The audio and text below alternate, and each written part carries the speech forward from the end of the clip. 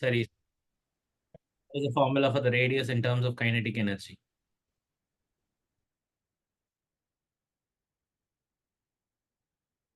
Sir, notice சொல்லுங்க. What is the formula for the radius in terms of kinetic energy? Root over of 2 mk by p. Root over of 2 mk by bq. சரியா? What is the formula for the radius in terms of momentum? mv by b. Okay, it's mv by bq. Right. வேற. So I hope இந்த some தான் நம்ம கடைசியா போட்டுட்டு இருந்தோம்னு நினைக்கிறேன். கரெக்டா? Yes sir. Yes sir. சரி. ஸோ இப்போ இன்னொரு சம்ல இருந்து ஸ்டார்ட் பண்ணுவோம். இதே ஃபார்முலாவை யூஸ் பண்ணி தான் நான் இன்னொரு சம் தரப்போகிறேன். ஐ ஹோப் எல்லாருமே ரிவைஸ் பண்ணிட்டு வந்திருப்பீங்கன்னு நான் நினைக்கிறேன். ஸோ நான் இன்னொரு சம் தரேன், ட்ரை பண்ணுங்க.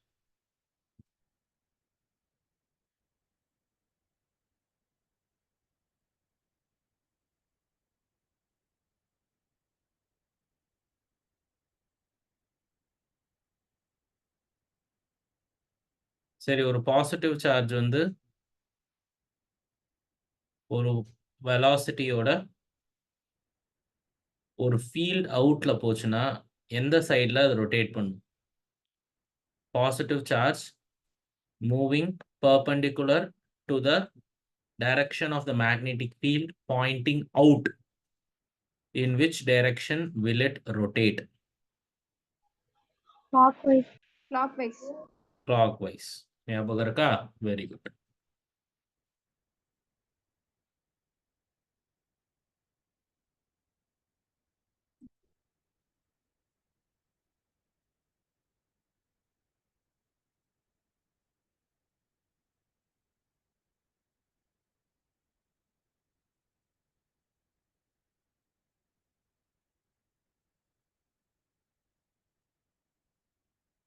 ஸோ ஃபர்ஸ்ட் நான் உங்களுக்கு சில கிளாரிட்டி கொடுத்துட்றேன்.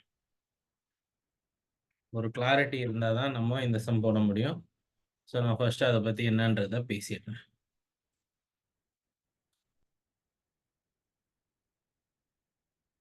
ஆல்ஃபா பார்ட்டிகல்னா என்ன?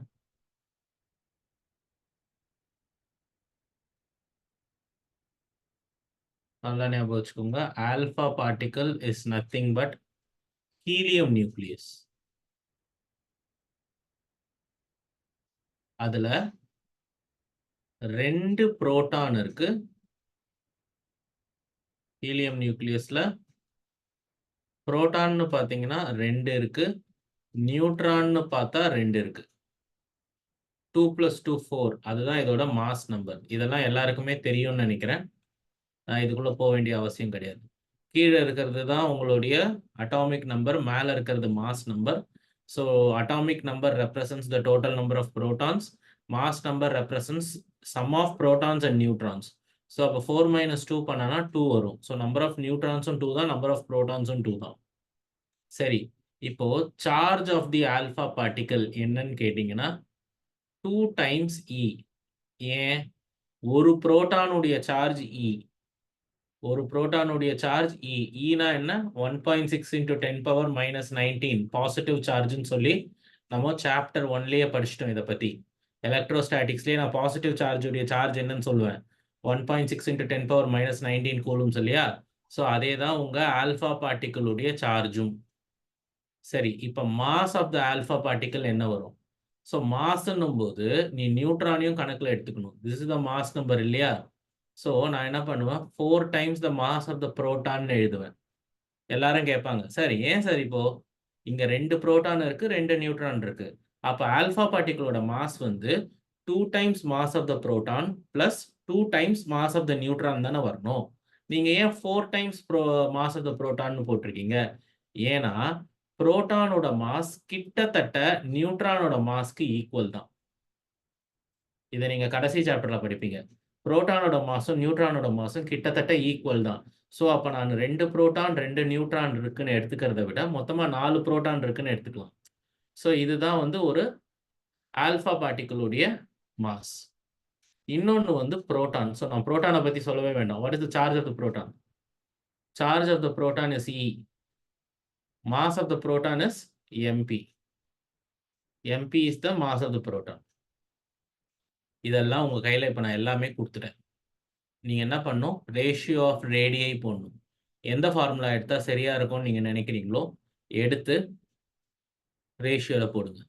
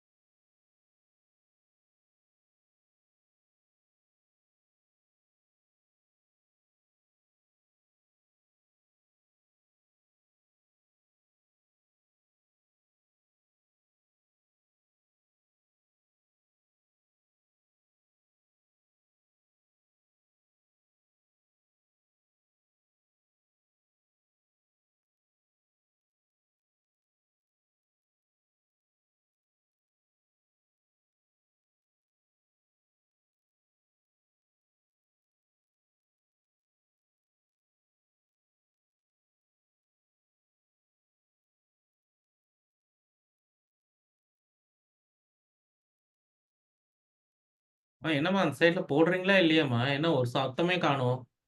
ஃபர்ஸ்ட் என்ன ஃபார்முலா யூஸ் பண்ணுவீங்க எனக்கு சொல்லுங்க அத. Sir 2:1 sir? ஆன்சர் வந்து 2:1 கிடையாது.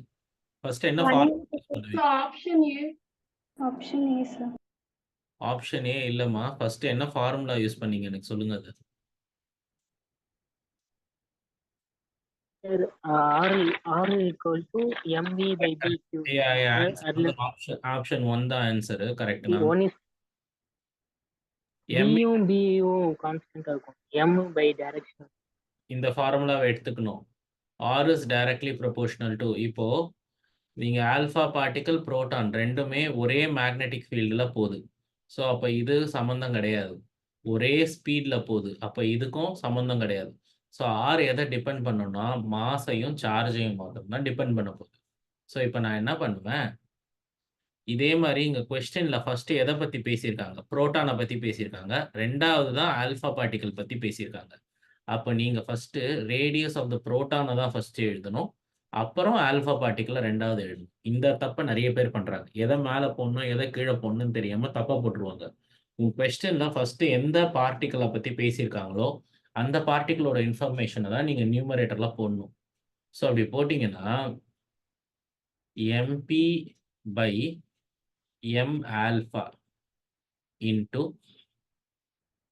Q alpha by q p. சரியா? What is the mass of the proton? Mass of the proton MP னே இருக்கட்டும்.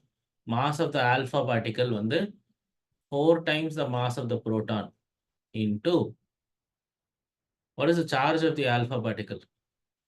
2 times E by E. Good answer. Correct.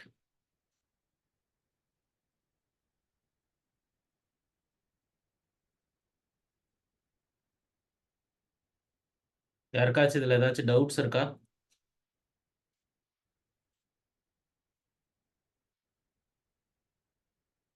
யாருக்காச்சும் ஏதாச்சும் டவுட்ஸ் இருக்கா?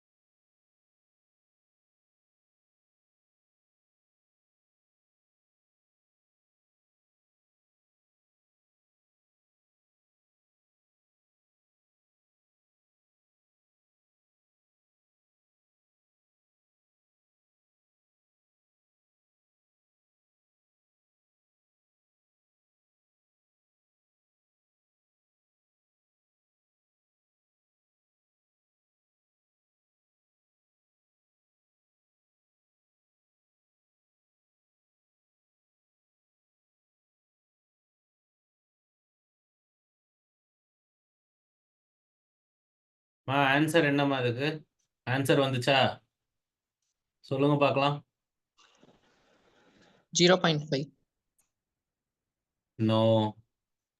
A option, sir. கரெக்ட்மா. ஸோ ஃபர்ஸ்ட் இதுக்கு என்ன ஃபார்முலா யூஸ் பண்ணோம்? சேம். இங்க பாருங்க, உங்க கொஸ்டின்ல எதை பத்தி பேசியிருக்காங்க? ஒரு கீவேர்டு இருக்கு. என்ன கீவேர்டு அது? Energy. ஆ Energy. என்ன எனர்ஜி அது? Kinetic. Energy. 2 into m into k by b cube. So இப்போ உங்களோட கைனெட்டிக் எனர்ஜி 1 மெகா எலக்ட்ரான் வோல்ட்னு கொடுத்துட்டாங்க. கொடுத்துட்டு சார்ஜ் அண்ட் மற்ற குவான்டிட்டி கொடுத்துருக்காங்க. ஸோ இப்போ நான் ரீரைட் பண்ணுவேன். இதை ரீரைட் பண்ணா k is directly proportional to q square by mன்னு வரும். மற்றது எல்லாமே same. Okay, same radius R same. ஓகேவா? மற்றபடி கைனெட்டிக் எனர்ஜி, சார்ஜ், மாஸ் இதுதான் டிஃப்ரெண்ட்டாக இருக்க போகுது. ஸோ மற்ற எல்லாத்தையுமே அவங்ககிட்ட கொடுத்துட்டாங்க. நீங்கள் என்ன பண்ணணும்? இதே போன சம் மாதிரியே k alpha by k proton போடணும். போட்டுட்டு இங்கே கொடுத்துருக்கிற டேட்டா எல்லாம் தூக்கி உள்ள சப்ஸ்டிடியூட் பண்ணால் ஆன்சர் வந்துடும்.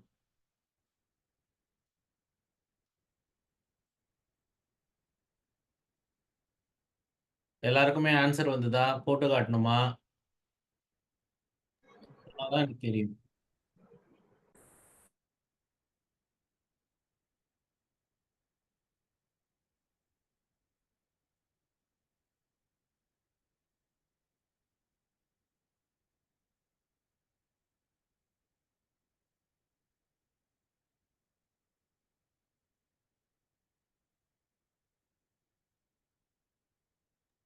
Sir, இந்த கொஸ்டின்ல வந்து ஃபர்ஸ்ட் புரோட்டான் எடுத்து கொடுத்திருக்கனால மேல கேபின்னு போடக்கூடாதா சார்? கேபி பை கே ஆல்ஃபான்னு. இங்க எப்படி போட்டாலும் ஆன்சர் வருமா? ஏன் தெரியுமா? இவங்க கேட்டிருக்கிறது ரேஷியோ கிடையாது. கவனிச்சியா? இவங்க ரேஷியோ கேட்கல. அதனால நீ இப்போ இந்த சம்முக்கு நீ எது போட்டாலும் ஆன்சர் வரும். இப்போ சரி, நான் போட்டே காட்டுறேனே பாருங்களேன். q alpha by q proton the whole squared into mp by m alpha வரும், which is equal to, so உங்க ஆல்பா வந்து 2e, இது e whole squared into mp by 4mp.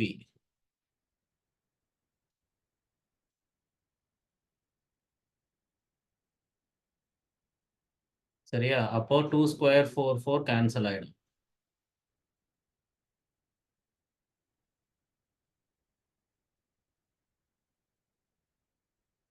Okay, ஏற்கனவே அவங்க என்ன கொடுத்துட்டாங்க? இங்க kinetic energy, a proton of mass me who's moving in a circular orbit has a kinetic energy. So இதை கொடுத்துட்டாங்க. ஸோ நீங்கள் இதை மாற்றி போட்டு ஆல்ஃபா எடுத்துடலாம் நேரடியாக.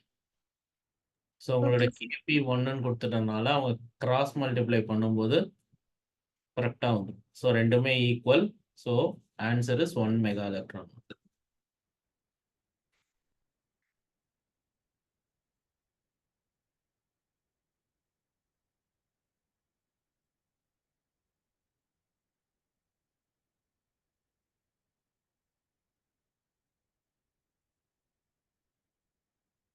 நெக்ஸ்ட் இன்னொரு முக்கியமான ஒரு டாபிக்.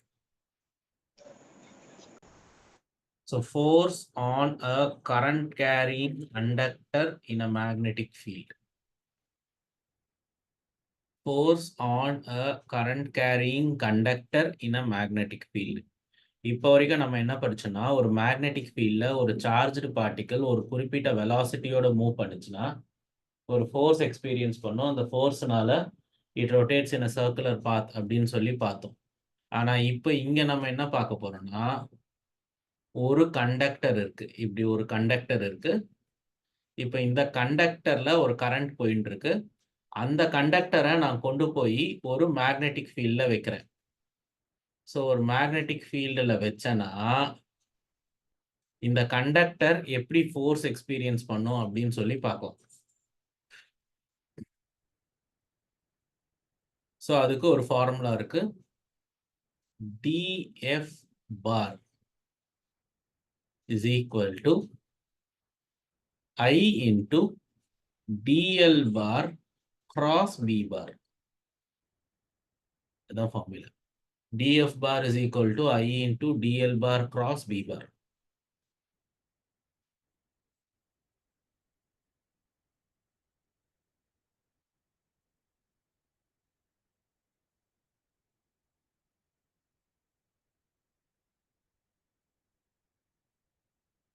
சரியா?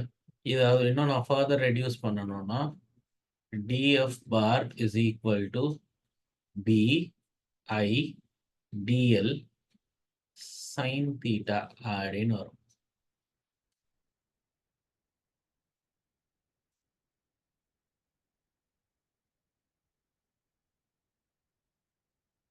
ஓகே. ஸோ இந்த சைன் தீட்டா என்னன்னா உன் லென்த் வெக்டர். அது என்ன சார் லென்த் வெக்டர்னு கேள்வி கேட்கலாம். ஏன்னா இந்த ஒரு சின்ன லென்த் எடுத்துக்கணும். இந்த ஒயர்ல ஒரு சின்ன லென்த் நான் எடுத்துக்கிறேன் பாருங்க. இதுதான் லென்த் வெக்டர். இதுதான் லென்த் வெக்டர்.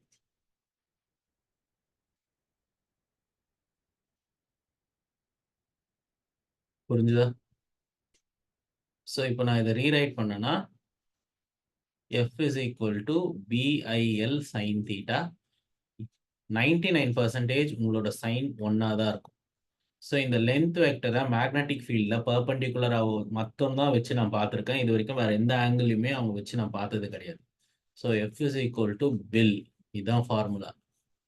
நல்லா மைண்ட்ல ஞாபகம் வச்சுக்கோங்க. Force experienced by a current carrying conductor in a magnetic field அப்படின்னு நான் சொன்னேன்னா ஃபோர்ஸ் வந்து பில் தான். Okay, force experienced by a current carrying conductor in a magnetic field அப்படின்னு சொன்னாலே அது பில். ஓகே, ஸோ இப்போ இதை வச்சு நம்ம எப்படி சம் போடுறதுங்கிறத பத்தி பார்ப்போம்.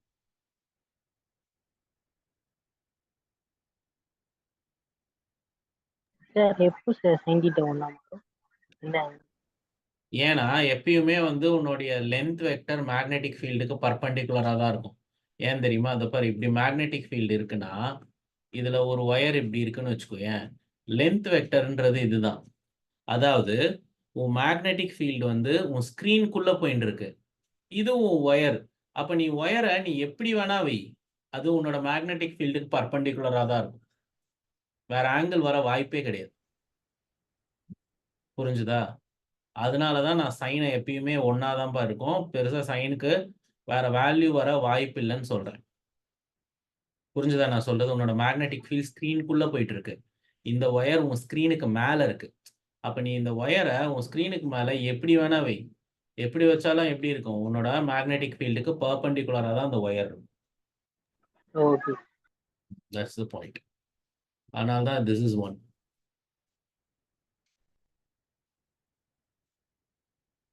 நெக்ஸ்ட் பாருங்க. ஃபர்ஸ்ட் இதை எப்படி அப்ளை பண்றது அப்படின்னு சொல்லி எப்படி அப்ளை பண்ணி அப்ரோச் பண்றதுன்னு பார்ப்போம். இங்க வந்து ஒரு ஒயர் இருக்கு. I'll call this wire 1.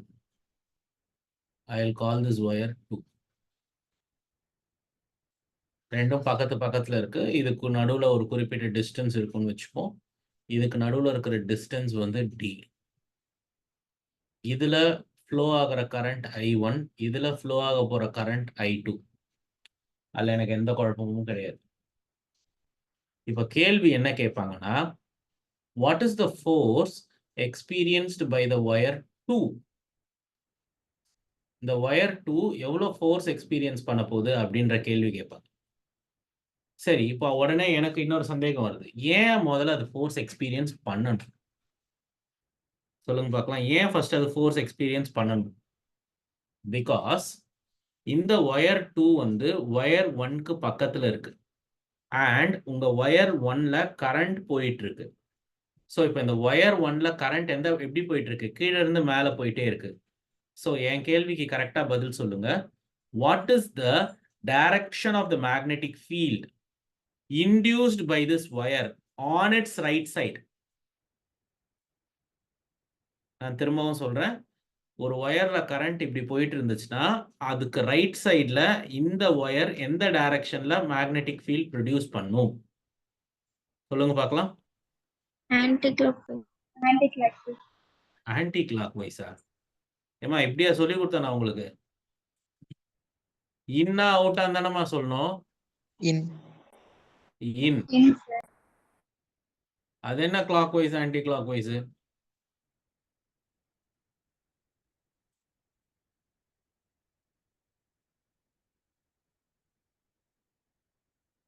So பாருங்க, இந்த ஒயர் அதோட ரைட் சைடில் மேக்னெட்டிக் ஃபீல்ட் இன், லெஃப்ட் சைடில் மேக்னெட்டிக் ஃபீல்ட் அவுட். ஸோ இப்போ என்ன ஆகிடும், இந்த இந்த மேக்னெட்டிக் ஃபீல்ட் இந்த பக்கத்தில் இருக்கிற ஒயருக்கு மேலே விழ ஆரம்பிச்சிடும். உடனே எல்லா ஸ்டூடெண்ட்டுக்கும் என்ன சந்தேகம் வரும்னா, சார் இப்படி கரண்ட் போச்சுன்னா லெஃப்ட்ல அவுட்டு ரைட்ல இன்னு, நீங்க ஏன் ரெண்டு பக்கமும் இன் போட்டிருக்கீங்கன்னு கேட்பாங்க. ஆனா இந்த ரெட் கலர் வந்து மேக்னெட்டிக் ஃபீல்டு ஏன் வந்தது? இந்த ஃபர்ஸ்ட் ஒயர் ரைட் சைட்ல ப்ரொடியூஸ் பண்ண மேக்னெட்டிக் ஃபீல்டு இது. நான் இந்த இடத்துல எழுதின எதுவுமே உன்னோட ஒயர் 2 ப்ரொடியூஸ் பண்ண மேக்னெட்டிக் ஃபீல்ட் கிடையாது. அஃப்கோர்ஸ் உன்னோட ஒயர் 2லயும் கரண்ட் போகுது, அதுக்கும் ஒரு மேக்னெட்டிக் ஃபீல்டு இருக்கு. ஆனா அதை நான் இங்க கணக்குல கொண்டு வர மாட்டேன். ஏன் தெரியுமா? ஒரு ஒயர் தன்னோட ஓன் மேக்னெட்டிக் ஃபீல்ட்னாலே அஃபெக்ட் ஆகாது. சரி, அந்த ஒயர்ல கரண்ட் போகுது, அது ஃபீல்ட் ப்ரொடியூஸ் பண்ணுது. தன்னோட ஓன் ஃபீல்டே தன்னை அஃபெக்ட் பண்ண முடியாது. பக்கத்துல இருக்கிறவங்க ஃபீல்டு தான் நம்மளை அஃபெக்ட் பண்ண முடியும். புரிஞ்சுதா? அந்த மாதிரி இங்க கரண்ட் வந்து I1 போகுதுன்னா இந்த கரண்ட் ப்ரொடியூஸ் பண்ற மேக்னெட்டிக் ஃபீல்ட் ரைட் சைட்ல இன்னு, அந்த மேக்னெட்டிக் ஃபீல்ட் தான் இந்த ஒயர் 2 மேல விழுது. ஓகே, அப்படி விழும்போது இது எக்ஸ்பீரியன்ஸ் பண்ண போற ஃபோர்ஸ் எந்த திசையில இருக்கும்னு கேட்டீங்கன்னா, it will be on the left side. Sir எப்படி சார் லெஃப்ட்னு சொன்னீங்க? எதை வச்சு நீங்க லெஃப்ட்னு சொன்னீங்க கேட்கலாம். சரி, திரும்பவும் நேத்து சொல்லி கொடுத்த அதே கான்செப்டுக்குள்ள போறேன். F bar is equal to I into L bar cross B bar, இதான் நான் எழுதுனேன். அண்ட் இன்னொரு விஷயம் ஞாபகம் வச்சுக்கோங்க, லென்த் வெக்டர் எப்பயுமே கரண்ட் எந்த திசையில இருக்கோ அதே திசையில தான் இருக்கும். அதனால நீங்க அதை பத்தி குழப்பிக்க வேண்டாம். நான் நேற்று என்ன சொல்லி கொடுத்தேன்? ரெண்டு வெக்டருக்கு கிராஸ் ப்ராடக்ட் எடுத்தா என்ன நடக்கும்?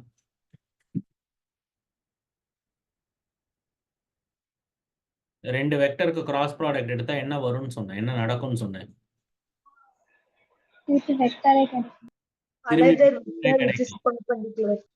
Very good. இன்னொரு வெக்டரே கிடைக்கும். கிடைக்க போற வெக்டர் இது ரெண்டுத்துக்குமே மியூச்சுவலி பர்பெண்டிகுலரா இருக்கும்னு சொன்னேன். சரியா? இப்ப இந்த கதைக்கு வாங்க. அந்த டைரக்ஷன் எப்படி கண்டுபிடிக்கணும்னு சொன்னேன். ரைட் ஹேண்டை யூஸ் பண்ணும். உன்னோட 4 ஃபிங்கரை மொதல் வெக்டருக்கு மேலே வைக்கணும். உன்னோட மிடில் ஃபிங்கரை ரெண்டாவது வெக்டருக்கு மேலே வைக்கணும். உன்னோட தம் வழியா வெளியே வர வெக்டருடைய டைரக்ஷன் உனக்கு தெரியும்னு சொன்னேன். இப்போ இந்த கேஸ் எடுத்துக்கிட்டீங்கன்னா உன் மேக்னெட்டிக் ஃபீல்டு உள்ள இருக்கு.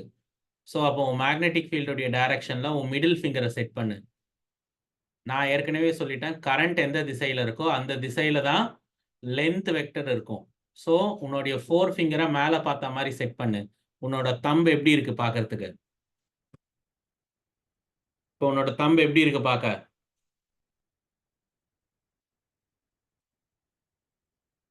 உங்களுக்கு எந்த சைடுல உங்க தம்பு இருக்கு? Left side. அதனாலதான் நான் ஃபோர்ஸா அந்த பக்கம் போட்டிருக்கேன். அதனாலதான் அந்த பக்கம் போட்டிருக்கேன். புரிஞ்சுதா? ஆனா ஒவ்வொரு வாட்டியும் நம்ம இதை பண்ணிட்டே இருந்தோம்னு வச்சுக்கோங்களேன், நமக்கு ரொம்ப கஷ்டமா இருக்கும். அதனால நான் ஒரு ட்ரிக் சொல்லி கொடுக்குறேன். அதை ஞாபகம் வச்சுக்கிட்டீங்கன்னா நீங்க உடனே சொல்லிடலாம். இதுதான் ப்ராப்பரான மெத்தட். எப்பவுமே உன்னுடைய ரைட் ஹேண்டை தான் யூஸ் பண்ணணும். இந்த ட்ரிக்கை அப்ளை பண்ணணும்னா நீ எப்பயுமே உன் ரைட் ஹேண்டு தான் யூஸ் பண்ணணும். உன் ரைட் ஹேண்டை என்ன மாதிரி வச்சுக்கணும். நான் எப்படி என் கையை வச்சுக்கணும் அந்த மாதிரி உங்களோட ரைட் ஹேண்டை வச்சுக்கணும். புரியுதா? கரெக்டா இப்படி பெர்பெண்டிகுலரா இருக்கு பாருங்க. இப்போ இங்க பாத்தீங்கன்னா உன்னோட ஃபீல்டு எப்படி இருக்கு? இங்க உன்னோட ஃபீல்டு எப்படி இருக்கு? your field is pointing in. கரெக்டா? இன்னுனா உள்ள. என்னோட உள்ளங்கை வந்து உள்ள பார்த்த மாதிரி இருக்கணும். my palm should point in. சரியா? ஸ்கிரீன் எனக்கு மேல இருக்கு. so my palm is pointing towards the screen. Okay, என்னோட தம்பு எந்த பக்கம் இருக்கு? லெஃப்ட்ல இருக்கு. என்னோட 4 ஃபிங்கரும் கரண்டோடைய திசையில தான் இருக்கணும். இதுதான் பாராமீட்டர். ஃபர்ஸ்ட் ஃபீல்டுன்றதுனால என் palm in. Since my field is pointing in, my palm will also point in. My 4 fingers will be in the direction of the current. My 4 fingers will be in the direction of the current. இப்படி வச்சிட்டினா உன் தம்பு எந்த திசையில இருக்கோ அந்த திசையில தான் இந்த wire force experience பண்ணும். தெளிவா புரிஞ்சுதா? Yes, sir. சப்போஸ் ஃபீல்ட் அவுட்டா இருந்ததுன்னா உன்னோட பாம் அவுட்டா இருக்கணும், வெளில பார்த்த மாதிரி இருக்கணும். ஸோ இப்போ பாருங்க, என் கேள்வியை மாற்ற போறேன். என் கேள்வி இப்போ என்ன மாற்ற போறேன்னா, what is the force experienced by the wire 1? இப்போ ஒயர் 1 எக்ஸ்பீரியன்ஸ் பண்ண போற ஃபோர்ஸ் என்ன அப்படின்னு நான் கேட்ட உடனே அடுத்த கேள்வி, ஃபர்ஸ்ட் ஏன் ஒயர் 1 ஃபோர்ஸ் எக்ஸ்பீரியன்ஸ் பண்ணணும்? ஏன்னா ஒயர் 1 ஒயர் 2க்கு பக்கத்துல இருக்கு அண்ட் ஒயர் 2ல கரண்ட் போயிட்டு இருக்கு. ஸோ இப்போ ஒயர் 2ல கரண்ட் போச்சுன்னா ஒயர் 2 ஃபீல்டு ப்ரொடியூஸ் பண்ணும். அந்த ஃபீல்டு உன் ஒயர் 1 மேல விழறதுனால உன் ஒயர் 1 ஃபோர்ஸ் எக்ஸ்பீரியன்ஸ் பண்ணும். சரியா? உடனே ஒரு ஸ்டூடெண்ட் கேட்கறான், சார் அப்போ ஒயர் 1ஏ ஒரு ஃபீல்டை கொடுக்குமே, அது என்ன பண்ணும்? அதுக்கும் இதுக்கும் சம்மந்தம் கிடையாது. ஏன்னா தன்னோட ஓன் ஃபீல்டால அந்த ஒயரே என்ன ஆகாது, எந்த விதமான பாதிப்பும் ஆகாது. It will not get affected by its own field. அதான் நான் சொல்ல வர்றது. சரி, இப்போ இங்க வாங்க. ஒயர் 2ல கரண்ட் வந்து மேல போயிட்டு இருக்கு இப்படி. அப்போ லெஃப்ட் சைட்ல என்ன டைரக்ஷன்ல ஃபீல்ட் அது ப்ரொடியூஸ் பண்ணும்?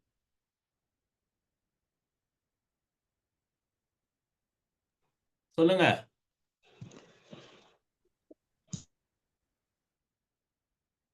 ஒயர் இப்படி போயிட்டு இருக்கு, ஒயர்ல கரண்ட் இப்படி போயிட்டு இருக்கு. இந்த ஒயருக்கு ரைட்ல என்ன டைரக்ஷன் வரும், லெஃப்ட்ல என்ன டைரக்ஷன் வரும்? Right in, left out. Very good. Left out. சரியா? அந்த பக்கம் தான் என்னோட ஒயர் 1 இருக்கு. அப்போ ஒயர் 1க்கு மேல விழற ஃபீல்ட் என்னவா இருக்கும்? அவுட். நான் கிரீன் கலர்ல போட்டிருக்கிறது எல்லாம் உன்னோட ஒயர் 2 ப்ரொடியூஸ் பண்ற ஃபீல்டு. நான் ரெட் கலர்ல போட்டிருக்கிறது எல்லாமே உன்னோட ஒயர் 1 ப்ரொடியூஸ் பண்ற ஃபீல்டு. அதனால எந்த குழப்பமும் வரக்கூடாது. சரியா? இப்போ அதே ட்ரிக்கை யூஸ் பண்ணுவோமே. இப்போ இந்த ஒயருக்கு மேல விழப்போற ஃபீல்டு என்னன்றதை நான் கண்டுபிடிச்சிட்டேன். The field is going to be in. Sorry, field is going to be out. I'm sorry. Field is going to be out. அப்போ என் ட்ரிக் படி நான் என்னோட ரைட் ஹேண்டை எடுத்துப்பேன். ஃபீல்ட் அவுட்ன்றதுனால பாம் அவுட் ஆயிடும். என்னோட 4 விரலுமே கரண்டோடைய டைரக்ஷன்ல இருக்கும்.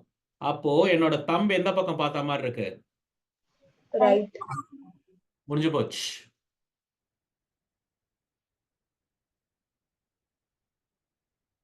ஓகே, ஃபர்ஸ்ட் இதை பண்ணிடணும். இந்த மாதிரி சம் வந்தாலே இதை பண்ணிடணும். அதுக்கு அடுத்து பாரு குரூஷியல். எல்லாருமே காதை கொடுத்து கவனமா கவனிச்சாதான் இந்த சம் போட முடியும். இல்லைன்னா ஒரு ஸ்டெப்பு கூட எடுத்து வைக்க முடியாது. இப்ப நான் இதோடைய எக்ஸ்பிரஷன் எழுத போறேன். எதோட எக்ஸ்பிரஷன் சொல்ல முடியுமா சார் அந்த ட்ரிக்? ட்ரிக் என்னன்னா ரைட் ஹேண்டை மாத்திரம் தான் யூஸ் பண்ணணும். சரியா? ஃபீல்டு வந்து உன் ஸ்கிரீனுக்குள்ள போற மாதிரி இருந்ததுன்னா உன்னோட பாம் உள்ளங்கை இருக்கு பத்தியா, அதுவும் ஸ்கிரீனை பார்த்த மாதிரி இருக்கணும். உன்னோட 4 விரலும் கரண்டோடைய திசையில இருக்கணும். நல்லா ஞாபகம் வச்சுக்கோ, கரண்டோட டைரக்ஷன்ல இருக்கணும். அப்போ உன்னோட கட்டை விரல் எந்த பக்கம் பார்த்துட்டு இருக்கோ அந்த பக்கம் தான் அந்த ஒயர் ஃபோர்ஸ் எக்ஸ்பீரியன்ஸ் பண்ணும். இதுதான் அந்த ட்ரிக். சப்போஸ் உன்னோட ஃபீல்டு வெளியே வந்ததுன்னா உன்னோட பாம் உள்ளங்கையும் வெளியே பார்த்த மாதிரி இருக்கணும், ஸ்கிரீனை விட்டு தள்ளி. ஆல்ரைட்? Okay sir.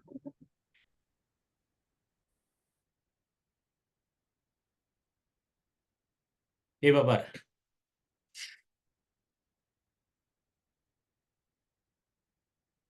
இதை நான் எழுத போறேன். எல்லாருமே கவனமா பாருங்க. F2 is the force experienced by the wire 2.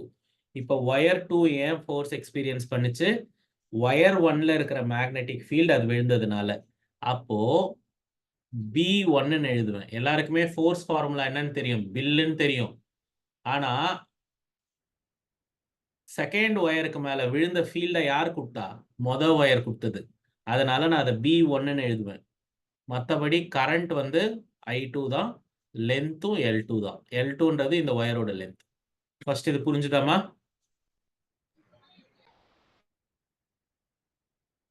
Yes, sir. நான் ஏன் B1 எழுதியிருக்கேன்? ஏன்னா நான் பேச போறது ரெண்டாவது ஒயர் எக்ஸ்பீரியன்ஸ் பண்ண போற ஃபோர்ஸை பத்தி. ரெண்டாவது ஒயருக்கு ஏன் ஃபோர்ஸ் வந்தது? மொதல் ஒயர்ல இருந்து மேக்னெட்டிக் ஃபீல்ட் ரெண்டாவது ஒயர் மேல விழுந்ததுனால வந்த ஃபோர்ஸ் அது. ஸோ நான் இங்க பில்லுன்னு எழுதும்போது பியை தெளிவா B1ன்னு எழுதுவேன். ஏன்னா B1 வந்து ஃபர்ஸ்ட் ஒயர் கொடுத்த ஃபீல்டு. சூப்பர். இப்ப பார், if this wire is infinitely long, if this wire 1 is infinitely long, what will be the magnetic field produced by it? Mu naught I1 by 4 pi d into 2. ஞாபகம் இருக்காது? என்னது இது? என்னது இது?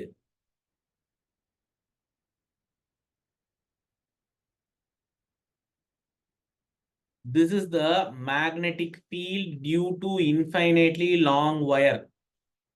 ஞாபகம் இருக்கா? இங்க ஏன் 2 போட்டேன்? இன்ஃபைனைட்லி லாங்னா 5 90, 5 90. இதெல்லாம் நம்ம நேற்று பண்ணிட்டு இருந்தோம்.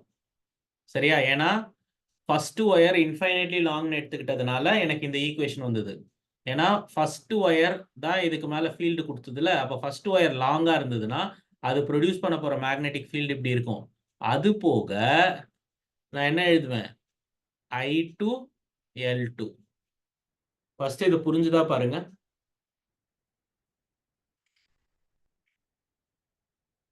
Yes, sir.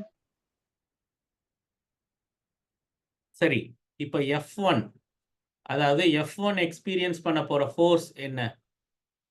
யார் கொடுத்தா field? Second field B2. B2 I1 L1.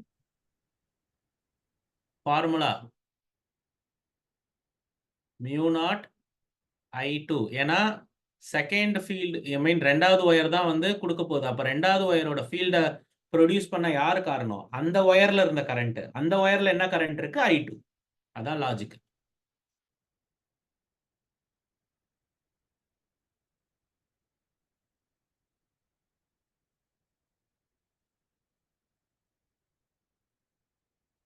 இதுதான் ஆன்சர். சார் அந்த 2 மட்டும் எக்ஸ்பிளைன் பண்ண முடியுமா சார்? ஃபார்முலால என்ன வரும்? என்ன ஃபார்முலா அது? இன்ஃபைனைட்லி லாங் ஒயர் ஃபார்முலா என்ன? இதான ஃபார்முலா. ஸோ இன்ஃபைனைட்லி லாங்னா இதுவும் 90, இதுவும் 90. ஸோ அப்போ இது 2 ஆயிடும்.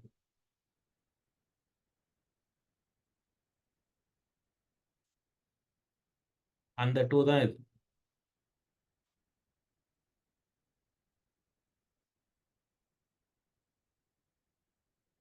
சரி, இப்போ உடனடியா ஒரு சம் போட்டு பார்த்துடலாம். போட்டு பார்த்தா தான் நமக்கு புரியும்.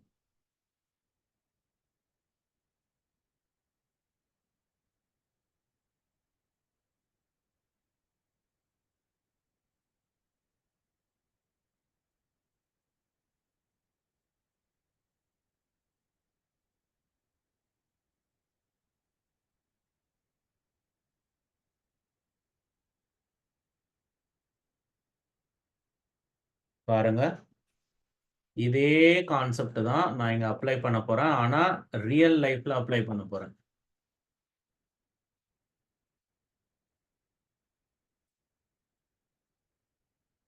சார் ஒரு நிமிஷம் ஸ்க்ரீன் வைக்க முடியுமா சார்? என்னாச்சுமா?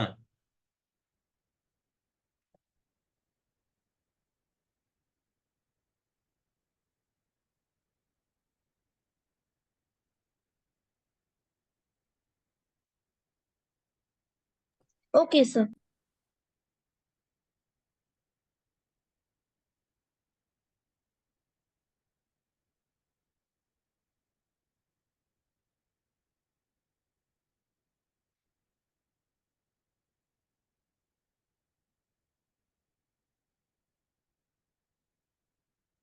டயக்ராம் எதுவும் தரல. நீங்களே டயக்ராம் வரைஞ்சு நீங்களே போடணும். சரியா? என் கூடவே ஸ்டெப் பை ஸ்டெப் போடுங்க. நான் ஃபர்ஸ்ட் மொத்த சமயம் எக்ஸ்பிளைன் பண்ணி முடிச்சிடுறேன்.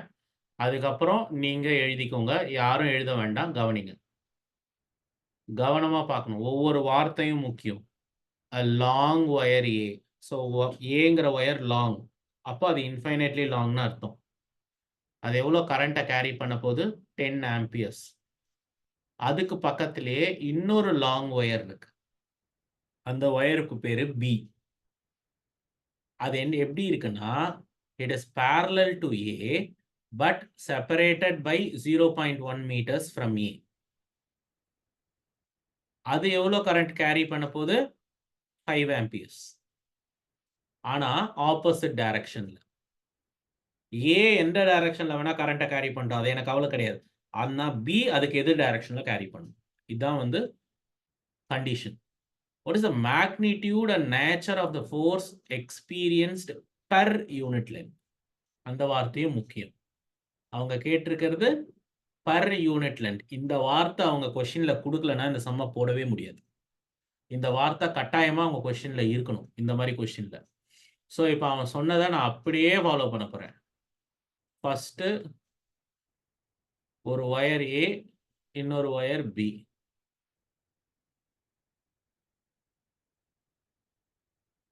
அவங்க சொன்ன மாதிரி கரண்ட் எதிர் எதிர் திசையில இருக்கு. நான் இதை ஏன்னு சொல்லிட்டு குறிச்சிடுறேன், இதை பி. ஸோ ஏல வந்து 10 ஆம்பியர் கரண்ட் போகுது, இதில் 5 ஆம்பியர் கரண்ட் போகுது. இது ரெண்டுத்துக்கும் நடுவில் இருக்கிற செப்பரேஷன் எவ்வளோ? 0.1 மீட்டர்ஸ். இப்போ கேள்வி என்னன்னு இப்போ பார்த்தீங்கன்னா ரிப்பல்ஷன் ஒரு ஆப்ஷன் இருக்கு, அட்ராக்ஷன் ஒரு ஆப்ஷன் இருக்கு. அதாவது ரெண்டு ஒயரும் கிட்ட கிட்ட வருமா இல்லை விலகி போயிடுமான்னு கேட்குறாங்க. சரியா?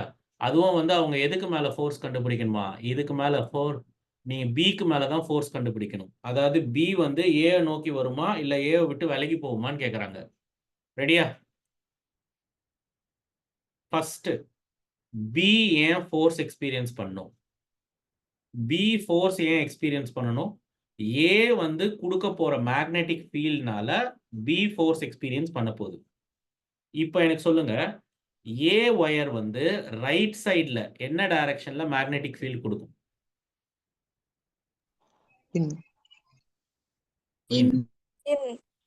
நான் ஏன் ரைட்டை பத்தி மாத்திரம் கேட்டேன்னா, ஏன்னா பி ரைட் சைட்ல தான் இருக்கு, எனக்கு அது மேலதான் இன்ட்ரெஸ்ட். இப்போ உங்க கை வச்சு சொல்லுங்க, பி எந்த பக்கம் ஃபோர்ஸ் எக்ஸ்பீரியன்ஸ் பண்ணணும்?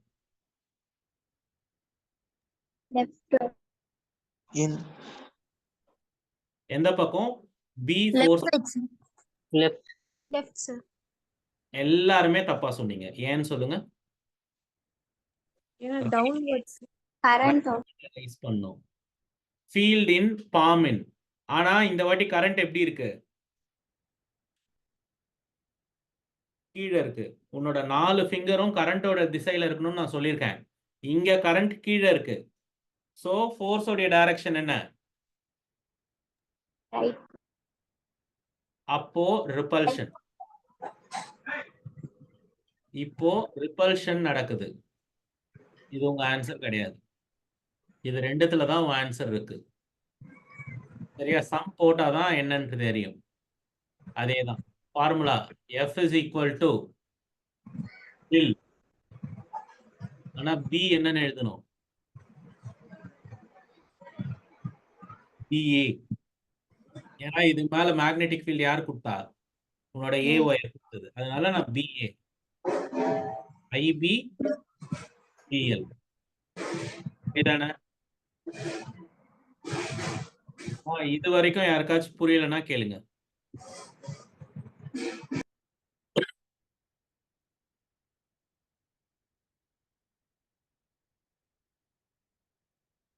சரி, இப்பதான் இந்த பார்ட்டுக்கு வருவோம். அவங்க என்ன கேட்டிருக்காங்க? Force experienced per unit length. Force experienced per unit length. So அவங்க கேட்கறது F/LB. ஏன்னா லென்த் ஆஃப் பி அவங்க கொடுக்கவே இல்லை. லென்த் பியோட லென்த் லாங் ஒயர்ன்ட்டான். அப்போ அதோட லென்த்தே கொடுக்கலாம், நம்ம லென்த் போடவே முடியாது. ஆனா அதுக்கு பதில் தான் அவன் என்ன கேட்டான்? ஃபோர்ஸ் பர் யூனிட் லென்த்னு கேட்டான். அதனால F/Lன்னு எழுதிக்கிட்டேன். அப்ப நீங்க வெறும்னா என்ன எழுதுனா போதும்? பிஏயும் ஐபியையும் எழுதுனா போதும். யாராவது எனக்கு பிஏ உடைய ஈக்குவேஷன் சொல்லுங்க. சொல்லுங்க, ட்ரை பண்ணுங்க பார்ப்போம். சீக்கிரம்.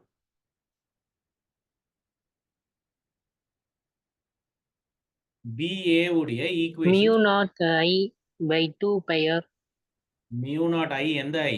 ஐஏவா ஐபியா? IA 10 10 by 2 pi r 4 pi r அங்க 2 வருது sir very infinite good very good. 2 cancel by ஆருக்கு பதில் நான் இங்க என்ன எழுதணும்?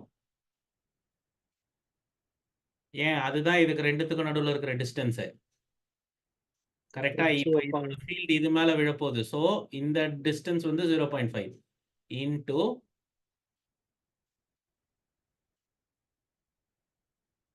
ஆனா மியூ நாட்டோட வேல்யூ என்ன? 4 pi into 10 power minus 7.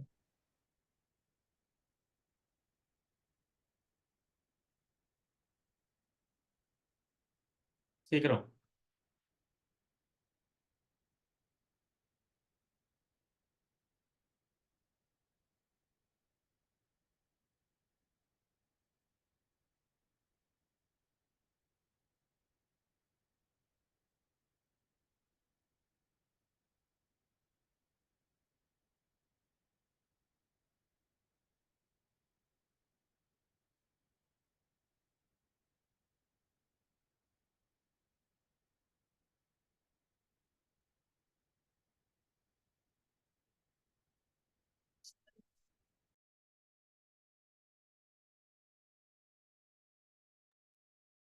So answer என்னம்மா? A options 10 power minus 4. எல்லாருக்கும் புரிஞ்சுதா? Yes, sir. சரி, எழுதிக்கோங்க.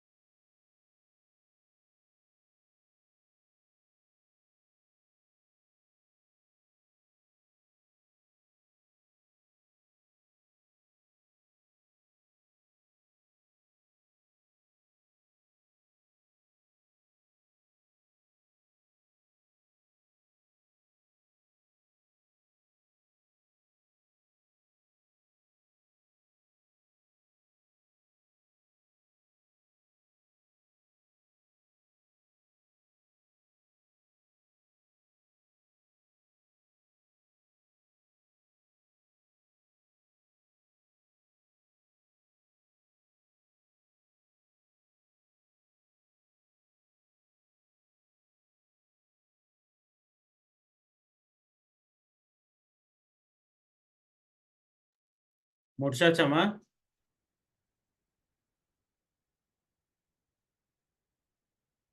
Yes sir. நெக்ஸ்ட் போலாமா?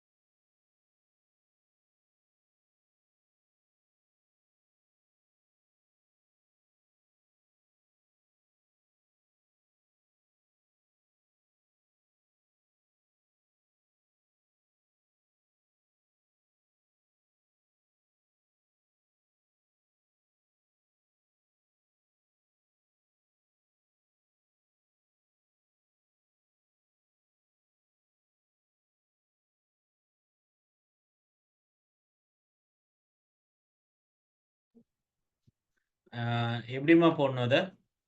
இங்க பாருங்க 3 ஒயர் இருக்கு இங்க. ஸோ ஒவ்வொன்றா பிரேக் பண்ணலாம். கவனமா பாருங்க. நான் ஒவ்வொன்றா பிரேக் பண்ணி கொடுக்குறேன். நீங்க போட போறீங்க. ஸோ இப்போ பார்த்தீங்கன்னா PQR அப்படின்னு 3 ஒயர் இருக்கு. ஆனா அவங்க கேட்கறது ஃபோர்ஸ் எக்ஸ்பீரியன்ஸ்டு பை Q. நடுவுல இருக்கிற ஒயர் எக்ஸ்பீரியன்ஸ் பண்ண போற ஃபோர்ஸை பத்தி தான் அவங்க கேட்குறாங்க. வேற எதையுமே கேட்கல. ஸோ ஆறுங்கிற ஒயர்ல கரண்ட் மேலே போகுது, பிங்கிற ஒயர்லையும் கரண்ட் மேலே போகுது. ஸோ நான் கேட்குற ஒவ்வொரு கேள்விக்கும் கரெக்டாக பதில் சொல்லுங்க. ஆர் அப்படிங்கிற ஒயருக்கு ரைட் சைடில் தான் உன் Q இருக்கு. அப்போ ஆர் வந்து ரைட் சைடில் என்ன டைரக்ஷன்ல மேக்னெட்டிக் ஃபீல்டு இன்டியூஸ் பண்ணும் சொல்லுங்க பார்க்கலாம்.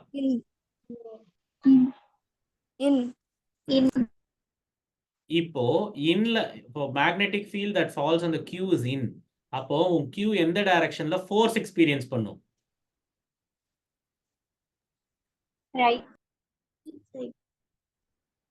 ரைட். இது வந்து நான் FRன்னு குறிச்சுக்கிறேன். This is the force due to the wire R. இப்போ P வருவோம். Qன்ற ஒயர் Pக்கு லெஃப்ட் சைடில் இருக்கு. அப்போ எந்த டைரக்ஷன்ல உன் P Qக்கு மேல மேக்னெட்டிக் ஃபீல்டை இன்டியூஸ் பண்ணும்? Out.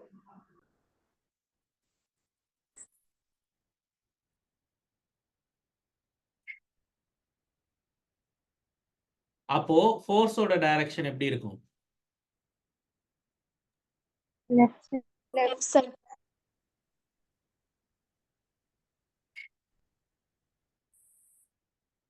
ரைட்டா? இப்படி இருக்கு. இப்போ எக்ஸாக்டா நீங்க எழுதணும். FR is equal to BR IQ LQ. Length of Q கொடுத்துட்டான் 10 சென்டிமீட்டர்னு, மீட்டர்ல மாத்தி உள்ள போட்டுக்கணும். சரியா? இதை தனியா கண்டுபிடிக்கணும். கண்டுபிடிச்சிட்டு FP is equal to BP IQ LQ. போடுங்க பார்க்கலாம். எனக்கு இந்த வேல்யூ என்னன்னு சொல்லணும், இந்த வேல்யூ என்னன்னு தனித்தனியா சொல்லணும். டைம் எடுத்து மெதுவா போடுங்க. அவசரப்படக்கூடாது, தப்பு வரக்கூடாது. கேர்ஃபுல்.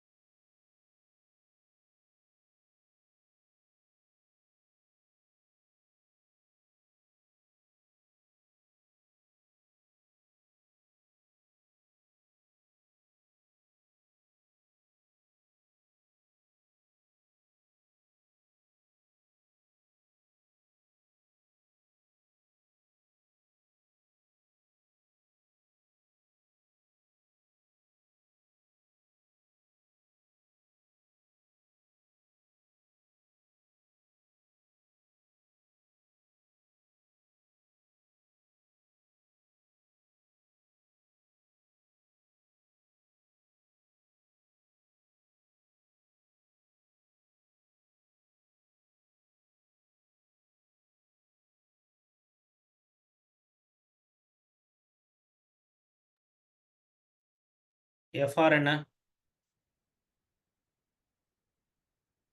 What is FR? இன்னும் யாருமே போடலையா? 2 2 into into 10 10 power power minus 4. minus 4. Very good very good. Proceed. FQக்கு போங்க.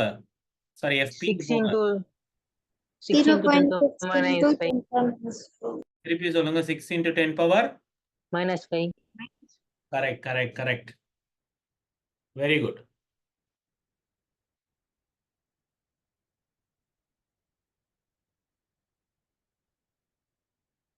FR is equal to 2 into 10 power minus 4 newtons. FP is equal to 0.6 into 10 power minus 4 newtons. இப்போ இந்த ராடை ஒருத்தன் லெஃப்ட்ல இழுக்கிறான், இன்னொருத்தன் ரைட்ல இழுக்கிறான்.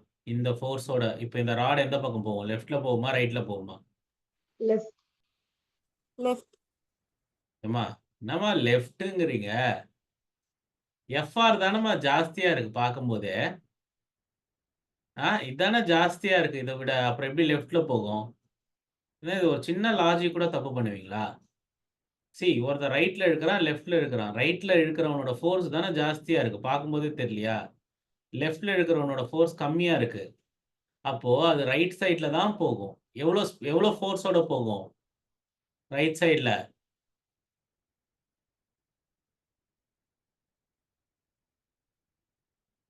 இந்த அளவுக்கு ஃபோர்ஸோட போகும். நெட் ஃபோர்ஸ்ல இப்போ ஒருத்தன் இதை இப்படி இழுக்கிறான், ஒருத்தன் அதை அப்படி இழுக்கிறான். அப்போ நெட் ஃபோர்ஸ் என்னன்னு கேட்டா நீங்க அதை சப்ராக்ட் பண்ணணும். So 2 minus 0.6 is 1.4 into 10 power minus 4 newtons. Right.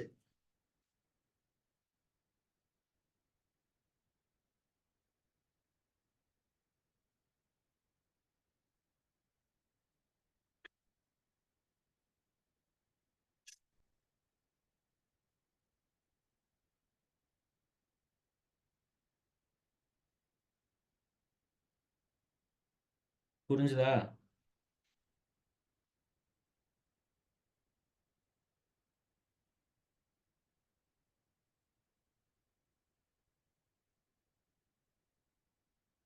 Sir minus பண்ணும்போது 1.4 ஓகே சார். எப்படி சார் 10 power minus 4 பண்றது வரும்? இது ரெண்டையும் கழிப்பா. இது ரெண்டும் மைனஸ் பண்ணா தானே வரும்.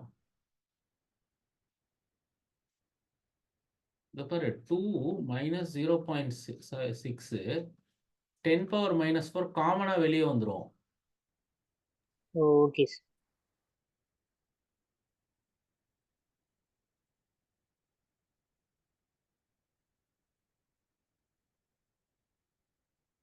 நெக்ஸ்ட்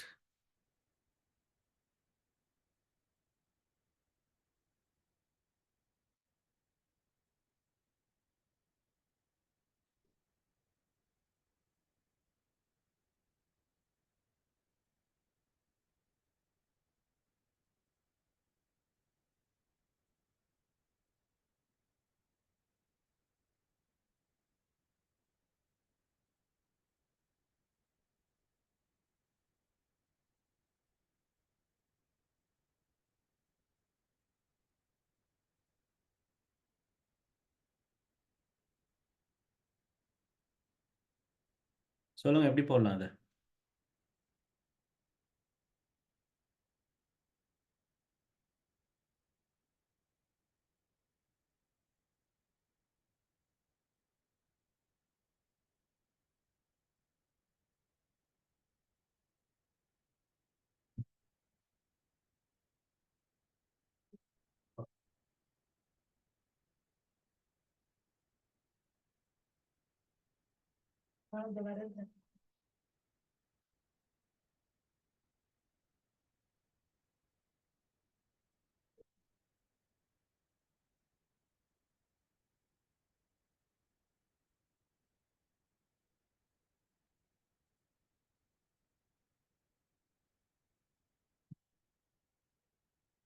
எப்படி போடணுமா?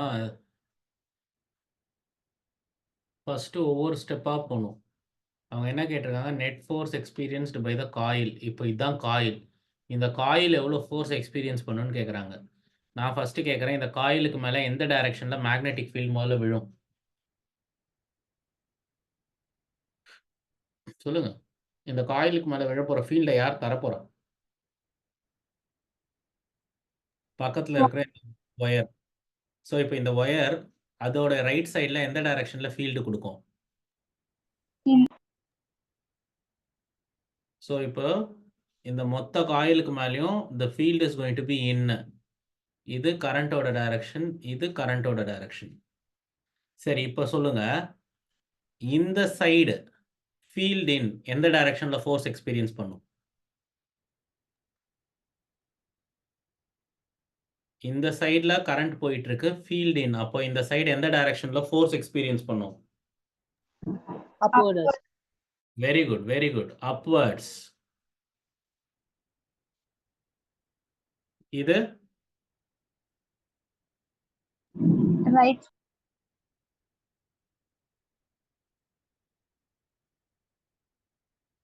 இது left Left. இது down Down. Down. அப்ப ஆன்சர் ஜீரோவா?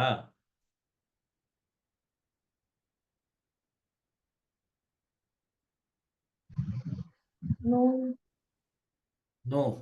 ஏன்னா இங்க பாரு, இந்த ரெண்டு ஃபோர்ஸ் மாத்திரம் தான் ஈக்குவலா இருக்கும். ஏன் தெரியுமா? இந்த ராடுடைய ஒவ்வொரு லென்த்தும் இங்க இருந்து எவ்வளவு தூரத்துல இருக்கோ அதே தூரத்துல தான் இந்த ராடுடைய லென்ஸும் இந்த ஒயர்ல இருந்து இருக்கு. So the force experienced by these two sides will be equal. ஆனா இந்த ரெண்டுமே வேற வேற டிஸ்டன்ஸ்ல இருக்கு. this side is 2 centimeters away and this side is 12 centimeters away. 12 centimetre தள்ளி இருக்கு. அப்போ இந்த ரெண்டு ஃபோர்ஸுமே டிஃபரெண்டா இருக்கும். ஸோ நான் இப்போ இதை என்ன பண்றேன், இதை F1ன்னு சொல்றேன், இதை F2ன்னு சொல்றேன்.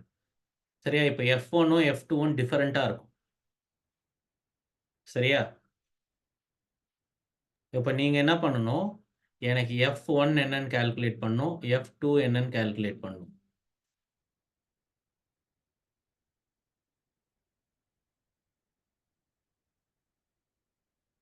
அதே தான், பிஐஎல் பில் தான்.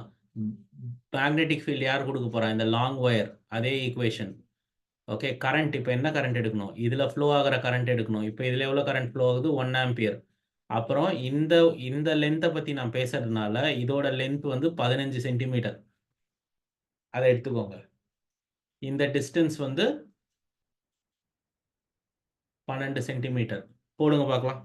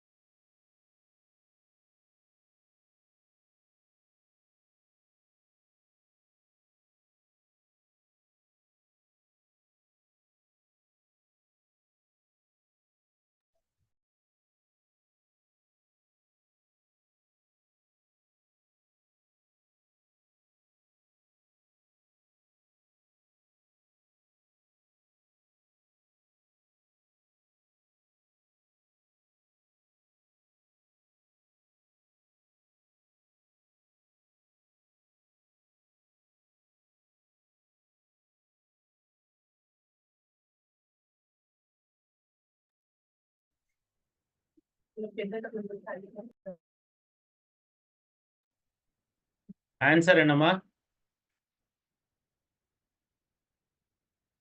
Sir F1 2.5 into 10 power minus 7 sir. 2.5 final ஆன்சரா? இல்ல சார் F1. இல்லையே. 0.5 into 10 power minus 7. பவர் தப்பா இருக்குமா?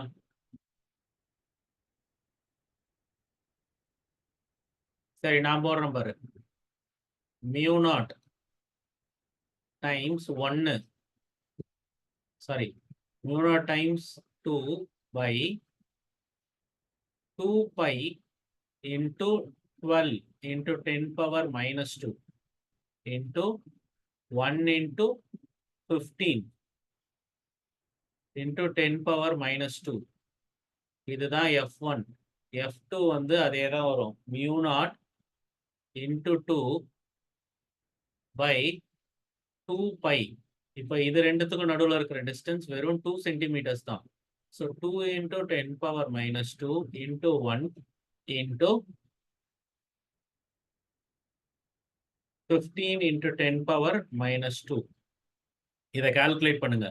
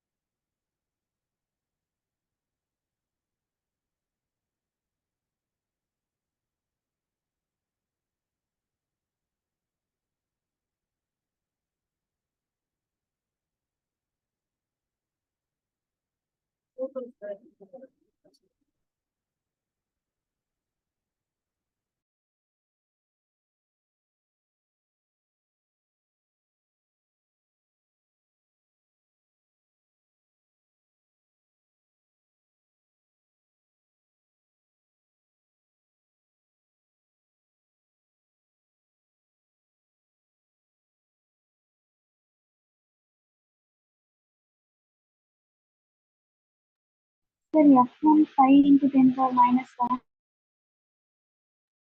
F1 வந்து 5 into 10 power Minus 7. correct. F2 30 into 10 to the power minus 7. 30 into 10. Correct. திரும்பவும் அதை ரெண்டையும் சப்ராக்ட் பண்ணணும். சொல்லுங்க. 25 into 10 to the power of minus 7. ரைட்டா லெஃப்டா?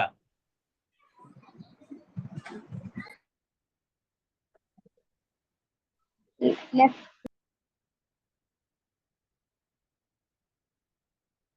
S.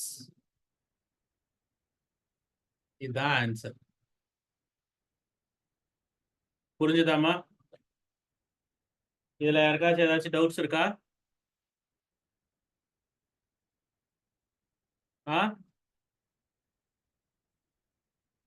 Sir mu naught into 2 எதுக்கு சார் போட்டீங்க? Value numerator. இன்டு 2ன்றது கரண்ட் பா. Mu not I by 4 pi r தானே ஃபார்முலா. இங்க I2. ஓகே. வேற ஏதாச்சும் டவுட்ஸ் இருக்கா?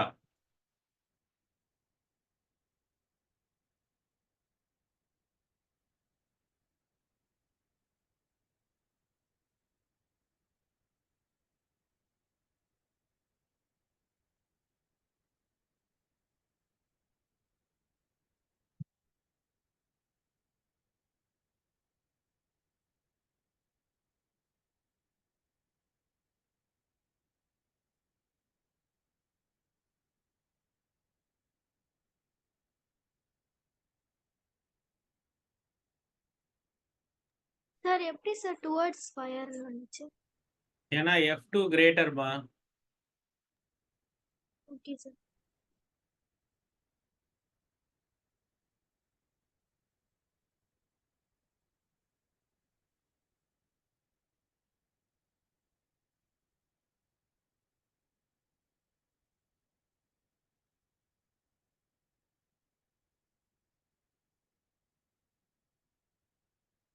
வேற எந்த டவுட் இருக்கா?